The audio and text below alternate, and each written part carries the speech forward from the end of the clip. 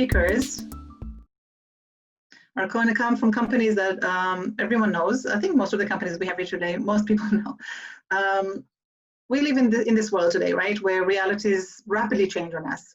And it is those companies that are able to rapidly, quickly sometimes pivot, but definitely reposition the value proposition, are not just staying alive, but thriving through the next century. So with us today here are two companies that are doing just that have been in that process. A lot of lessons learned, what worked, what didn't work. Emily from Airbnb experiences, the Olympics, Paralympics, physical into the virtual world. Same with Tinder. We have Andy here with us. So let's kick start with Emily, and followed by Andy on Tinder. Super excited. Great. Thanks so much for having me on, and I'm going to start sharing my screen right now. So hopefully you all will be able to see it. I appreciate being here. Give me a shout if you all can't see it. Are you seeing the first page? All right, perfect. Yeah, so I'm super excited to be here. Just by a quick way of background, I started with Airbnb about 8 years ago in our London office, and it was actually after we had just blitzscaled, setting up about 10 offices in 11 weeks, everything from Russia to Brazil and in between. And I also helped Airbnb expand into our APAC market, so Japan, China, set up shared services in India, and then some expansions into the Americas. So I'm thrilled to be here talking to a group that is also very globally minded, because that's my beginning at Airbnb. And for the last year, I've been working on some strategic initiatives. One is our new partnership, the Olympics and Paralympics. Let me make sure this slide's gonna go. There we go.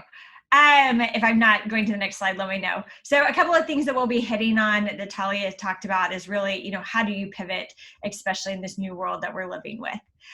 So just a little bit of background. Airbnb last November signed a 9-year partnership with the Olympic and Paralympic group. And really what we were hoping to do there is, there are organizations that are 150 years old. We are less than 15 years old. And so we really thought that we had an opportunity. Most of their global top tier partners are the Coca-Colas, the Goodyear tires, very physical goods. But we really both thought together that we could transform the games so that any city can host. Today, it's just these mega cities like the Tokyos or like the Los Angeleses. And really, as the world evolves, and I think France is going to be a good use case for this, it's not just about the city, but it's about the whole country, or maybe in the French example, it's cities plus territories as well. And so to spread out some of that economic power to different communities in a different way as they grow in the future, which then obviously translates into more economic viability for different people. And then the other thing is today, most of us probably here haven't actually gone to the Olympics, right? And so how can we actually make connection and make it more democratized between athletes and fans? And so that's where we really thought there was a lot of power in our experiences offering to do Olympian and Paralympian experiences. So to really create more of that great connection. And so as we were all ramping up to go to the games and the world was starting to shut down, the NBA actually shut down about mid-March. But was interesting in the Olympic and Paralympic world, the games didn't actually get postponed until April 24th. So the Airbnb business, like for the rationale that we're all here today, very much became an online world and was struggling significantly. Our business basically came to a standstill. We had to stop significant amount of projects. Sadly, we laid off about 25% of our workforce. And so a lot of tough things were happening. And so we then looked at, okay, what is it that we should focus on? And for us, that was really thinking back to our roots, back to our beginning. And that was really with our core host and our core guest. And so company-wide, we were kind of focused on 3 different areas in that regard. One is just pure economics, helping our super host and those that had been the most loyal to us by setting up relief funds and getting cash out the door to them. The second is on the homes side of the business, is just really trying to think about how can we upgrade cleaning standards, how can we make travel more near, and how can we, again, still alleviate some of the pains there for them. And then the third is on the experiences, that was really about listening very deeply to a lot of what our hosts were saying. And they were actually the ones that gave us the suggestion that we move it online. And Airbnb is very much a culture where, this is in-person connection. And one of our guiding principles when we first set up experiences 4 years ago was this idea of we would never do anything online. But obviously the world had changed. And so quickly, within 4 weeks, we moved all of our in real life experiences and onboarded new that would be in a virtual world. And so as we think about like this partnership in general, right, when the company is slowing down and we're trying to get more focused, we had some key fundamental questions that we needed to ask about this partnership and what we were doing with the Olympics and Paralympics in general. And the biggest one, and so I'm going to kind of walk through some of the key challenges that we had. The biggest one is, do people really even care about the games, right? Is it only during the games time activity? Should the world be focused on this right now? And then really when we think about, as a company, we were focused very much on host. Who are the people and what would be the impact? The second thing is just there was a lot going on in the world after this time. So in the US, we had Black Lives Matter. The partner organization that we had was the International Olympic and Paralympic groups that were based in EMEA. Those groups historically also don't really resonate with protesting, and they have this stance that it has to be a clean environment, and they try to stay very neutral because they are globally. And then the other thing that was kind of interesting as a problem and challenge was we actually initially thought going into this that, everybody in Tokyo is going to want us to come in and help support them. But actually locally, when we listened to what was happening, Tokyo citizens were quite angry with the Tokyo government, the Tokyo organizing committees, the Olympics, because so much money had been poured into the games and the country was hurting in general. So really having to listen culturally what was going on. From a product perspective, obviously, we pivoted holistically as a company from in-person experiences to online, but we also had a unique challenge of we have a partner who's used to working with NBC and having an audience of billions. And we had kind of compromised on what we had initially set out to do, which is really small, intimate experiences. And so a little bit of friction of how do we make that right for staying true to who we are, but also how do we exist in this new online world? And then like every company, most likely in the pandemic, there's very little budget. And so if we're setting out to empower athletes, that's a very hard thing to do, to try to get them money with no money. So, I wouldn't be here if we didn't actually go through it. So we did make the decision that we would do online experiences with Olympians and Paralympians. And this was a little bit of what we were doing. So we did a 5-day online festival at the time period in which the games would be launched. And I'm going to walk you through like what were some of the key results. And then also like what was some of our thinking and maybe lessons learned of what we would do different and what worked. So I think the first thing when we talked about, right, like this idea of like, do people care about the games during non-games time? I think we're still kind of, I would say it wasn't as strong as maybe we thought, but I think really if we thought about what is our original intention and our original guiding principle around the idea of we want to help people that are hurting, and it absolutely did hit on that of supporting athletes. And I think what was interesting in this regard is, one is changing behavior and mindset of people think when you say Olympians, it's Carrie Walsh Jennings and somebody who's so famous and they must do well, but really bringing to the light the idea that actually even in the US, 80% of Olympians and Paralympians live below the poverty line. And so having to kind of bring that message. And then the second thing I think that was kind of interesting and unique here that we had to really make sure that we went into was the idea of every athlete has a different reason for why they want to do this. And so it was really important to understand, was it human connection? Was it helping economically? And that is the why really helping to drive what we were trying to do. I talked a little bit about the Tokyo and the US issues. One of the great learnings here is we tried to be very local in our approach. So we used our partner of the IOC and the IPC and their huge networks of 500 plus different organizations to get to actually those athletes locally that people care about. And so while we might know the tennis player Sanji in India, really, if we wanted to make something that was going to empower her economically, who was a lesser known athlete, and we wanted to also build more connection between athletes and fans, it was so critical that we tapped into the markets that were open to doing things at a global level. And so I think that was a key winning. It was a lot of hard work, but I think really important to the success of that is to learn what's going on the ground and tap into the people. On the product side, we did do some compromises here. So we kept the majority as small interactive online groups, which is what we have today. But we did build out some new product features where we did about 22 hours of live streaming on YouTube.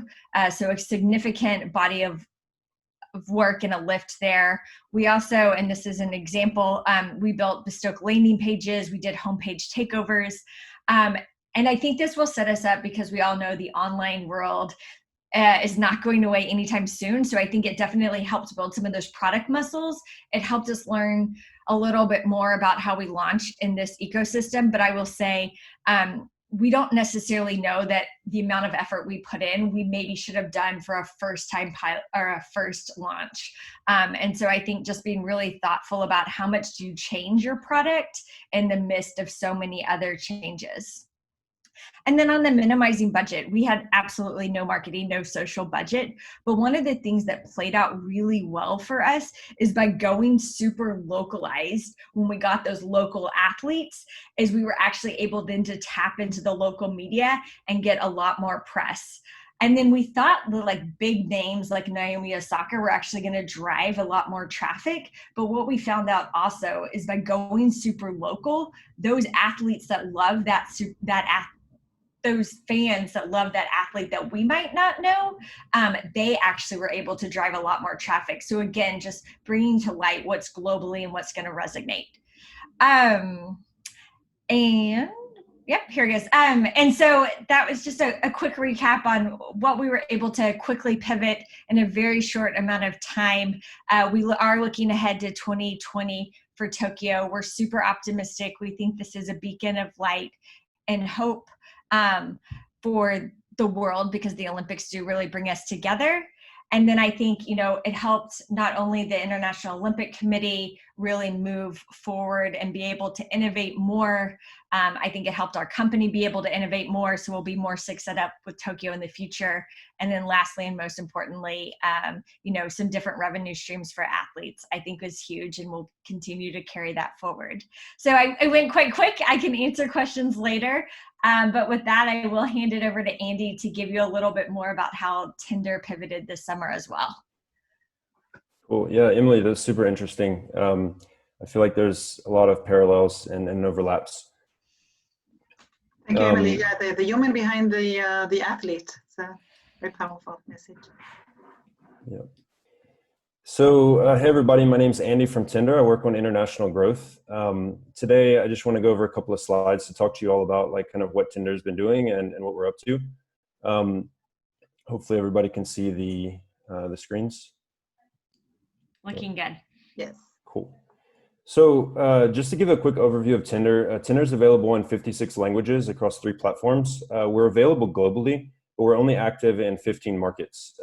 There's a lot of demand for product internationally, in our fast and iterative production. So that makes us, move really fast. And every 2 weeks, we're really concentrated on, providing content in those 56 languages, which makes challenging times, especially this year, has been especially unique. I think when COVID started this year, in a lot of ways that what Emily was alluding to, there was kind of this 4-step approach, right? You had this, is this for real? Kind of wow, is this really happening moment. Then there was this kind of, what can we do as a company to give back? And then, is this the right time for the features that we're looking at?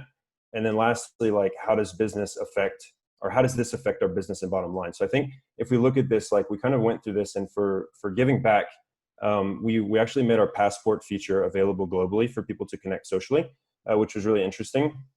And then we also started working with the WHO in supporting them in their efforts to get the messaging out around the world for COVID-19 in multiple languages. So we were giving back on the two fronts that we were able to. And is this the right time? We also had feature delays, right? Like, there were things kind of similar to the Olympics situation. We had other features that we were planning to launch this year, and we delayed them because they were just not appropriate to launch at the time. And then I think the next thing is feature enhancements. Like, how do we enhance features for the current world and the new norm? Because we are an app about meeting up and connecting people, much like Airbnb. It's, staying at people's homes, having experiences. Tinder is about, people getting together, meeting up in person. And this year that hasn't been a thing. And it's super funny because when you look at it, it's like, how does a business that is about meeting up and connecting people, how does a business like that thrive in a digital world? And so you have to think about these things in the context of this world. And I feel like to really success and to thrive and be successful, people really have to think about these things and address this flow. So I think, one of the things we did was video introductions. Video is now available worldwide for Tinder. That was not something before, and it was something that we introduced and expedited during COVID-19. And then I think when you look at, like, industry trends, one of the, you kind of go back to the hierarchy of needs, right? Like, people have the love, belonging, social interactions. These are kind of like where, this year, all of this was disrupted. In fact, the pyramid was almost kind of inverted on itself. And, you had people going back to the basics, right? People no longer had safety and security. People were worried about their health. People were worried about, personal security. In the worst of cases, people had physiological needs that weren't met.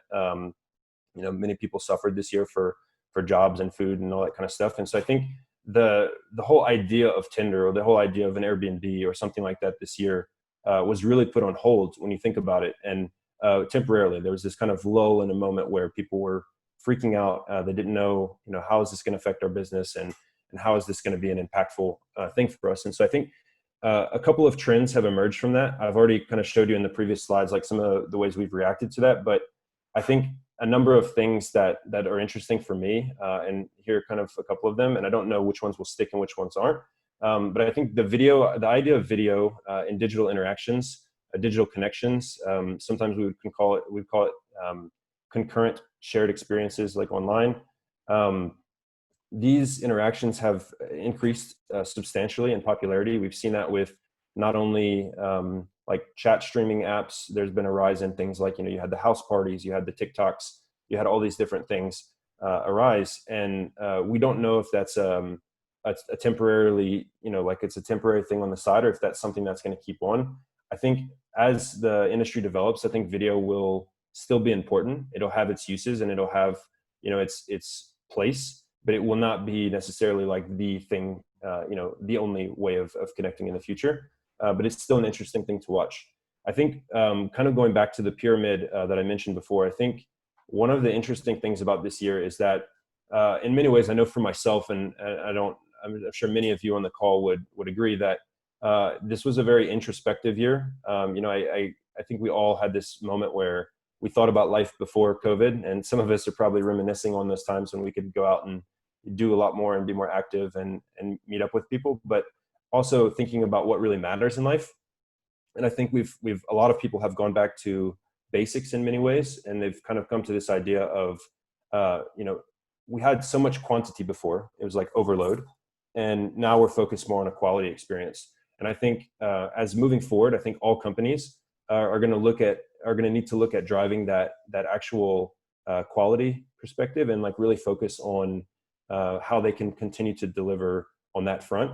And instead of like a bombardment of just so many different options, in fact, providing better quality experiences through and through. I think that's going to become a trend in a post-COVID world as we get out of this.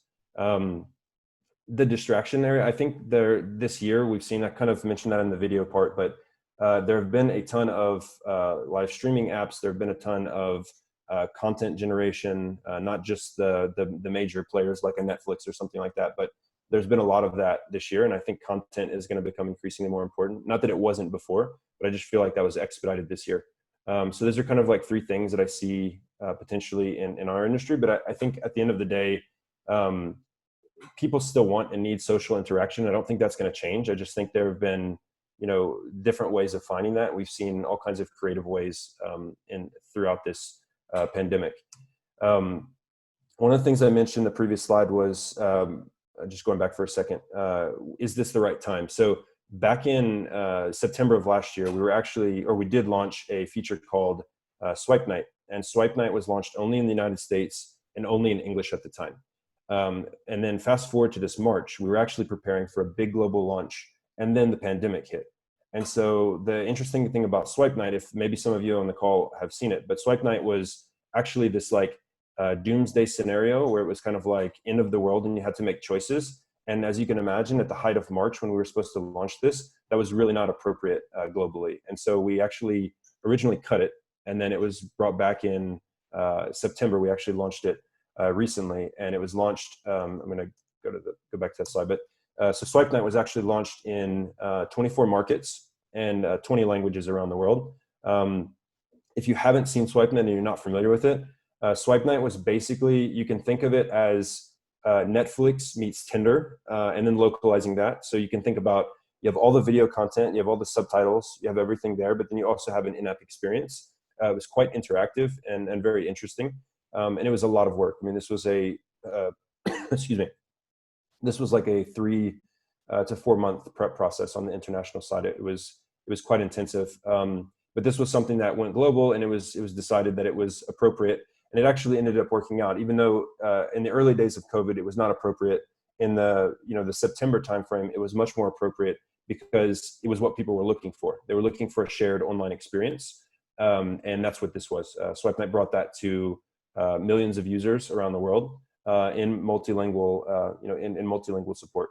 Obviously, we didn't roll it out in all of the languages that we support, but we did roll it out in these like 24 specifically selected markets around the world, which covered a pretty expansive slot as you look across the globe. I do have a video on it, but I don't know if it's going to play, so I'll probably skip it, and I might try to play it after. It's only 30 seconds long, but yeah, I'm going to show after this.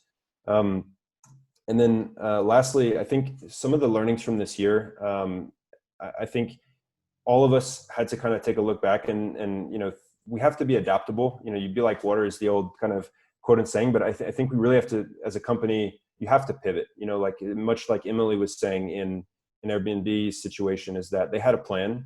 Everything was like perfect. 2020 was going to be this great year for the Olympics, and then things changed, and then you had to adapt that. And much the same for us is that, we were planning this product launch like Swipe Night and other things this year, which were really big ideas and launches for us that took a lot of resources from the company, but we had to adapt and change our model.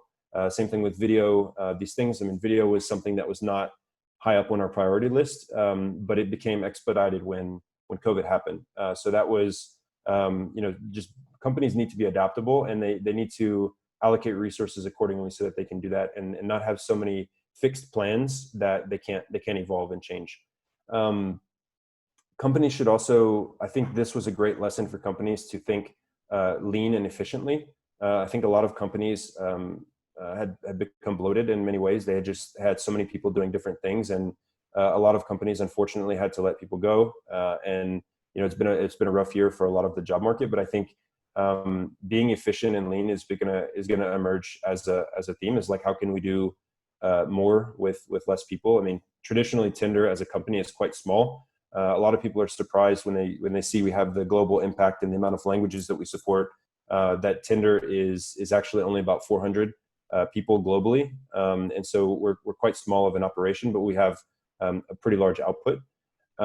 So I think that'll be a theme. And then I think the last thing that just really drives it home, and it relates so much to the whole situation with Airbnb supporting hosts, and also with us and our user bases, is that being empathetic and like putting yourself and realizing that everyone is going through something. There's always people have different challenges and people have different things that they're going through, especially this year. This year has been especially bad for a lot of people. And I think taking that into context, that's not, as a company and as a human, and like really approaching that and saying, how can we not only give back, help users, but continue to provide value in hard times.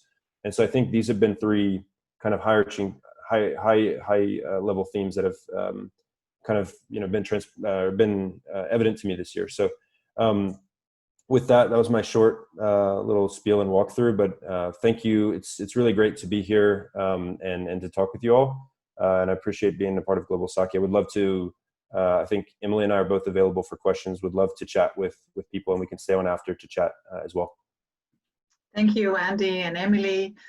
If anyone hasn't yet seen the Black Mirror Bander, what is it called? The Bandersnatch? Yep. Yeah, that's a good time to remember that episode.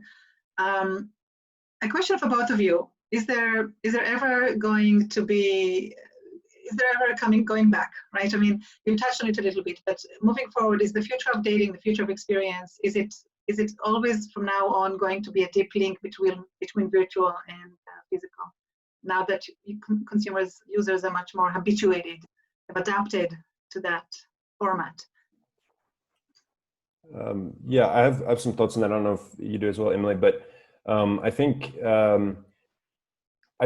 there is going back, but there's going to be some kind of new, I mean, everyone talks about this term new normal or something like that. I think there's going to be some changes. I think for us specifically, I think that people do want that social connection, and I think people will go back to meeting up in person and the same kind of dating and everything as before. I don't think that's really going to change.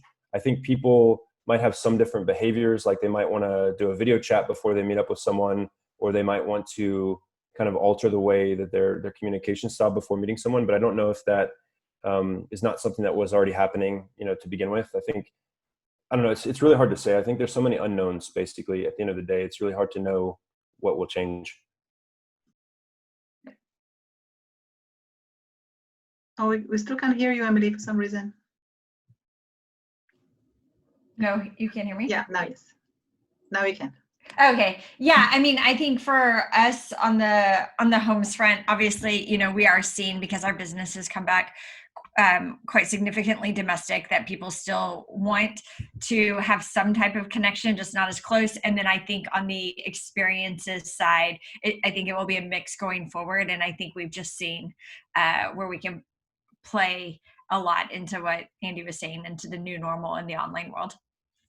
And in some ways, there's actually an opportunity for new added value, right? So for Tinder, like actually, meeting people from all over the world, not just who are near you physically, right? And for experiences, the same thing. If you can consume experiences anywhere else, and now with virtual, museums and virtual parks and all of that, you can really bring those experiences home.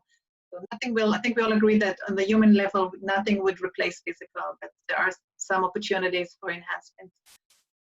Quick question from Marina about, in terms of success metrics, have you seen, have